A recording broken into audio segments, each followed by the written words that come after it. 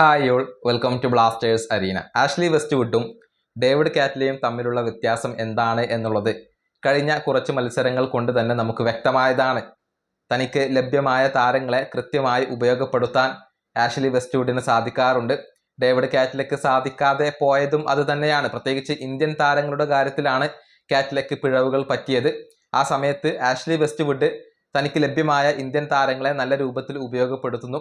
Danish ഫറൂഖിനെയും ഐബിനെയും ഒക്കെ productive ആയിക്കൊണ്ട് ഉപയോഗപ്പെടുത്താൻ ആഷ്ലി വെസ്റ്റ്വുഡിന് കഴിയുന്നു എന്നുള്ളതാണ് ഇവിടെ പ്രധാനപ്പെട്ട ഒരു വ്യത്യാസം ആരാധകർ ഇപ്പോൾ ചൂണ്ടിക്കാണിച്ചിട്ടുണ്ട്.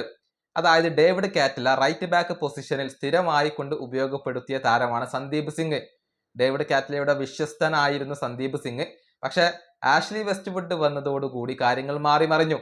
അതായത് ഡേവിഡ് കാറ്റ്ലയ്ക്ക് കീഴിൽ റെഗുലർ സ്റ്റാർട്ടർ ആയിരുന്ന സന്ദീപ് സിംഗിന് ആഷ്ലി വെസ്റ്റ്വുഡിന് കീഴിൽ അവസരങ്ങൾ ലഭിക്കുന്നില്ല. ഒരൊറ്റ മിനിറ്റ് പോലും ലഭിച്ചിട്ടില്ല എന്നുള്ളതാണ് വസ്തുത. അതായത് സന്ദീപ് ആ പൊസിഷനിൽ കളിക്കാൻ യോഗ്യനല്ല എന്നുള്ളത് ആഷ്ലി വെസ്റ്റ്വുഡ് തിരിച്ചറിഞ്ഞിട്ടുണ്ട്.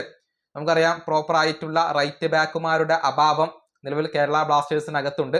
അതുകൊണ്ടാണ് സാധാരണ സെന്റർ ബാക്ക് പൊസിഷനിൽ കളിക്കുന്ന ഹോർമിയെയും അതുപോലെ തന്നെ ബികാഷ് യുമ്നത്തെയും ഇപ്പോൾ ആഷ്ലി വെസ്റ്റ്വുഡ് ഉപയോഗപ്പെടുത്തുന്നത്. റൈറ്റ് ബാക്ക് പൊസിഷനിൽ കളിക്കുന്ന സന്ദീപ് സിംഗ് അവിടെയുണ്ട്.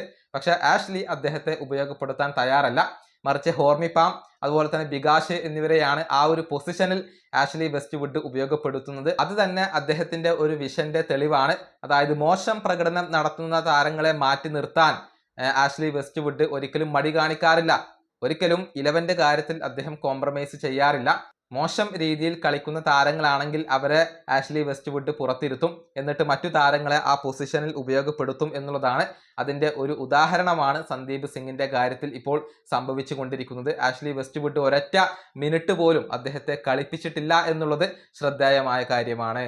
ഈ വീഡിയോ അവസാനിപ്പിക്കുന്നു. അടുത്തൊരു വീണ്ടും കാണാം.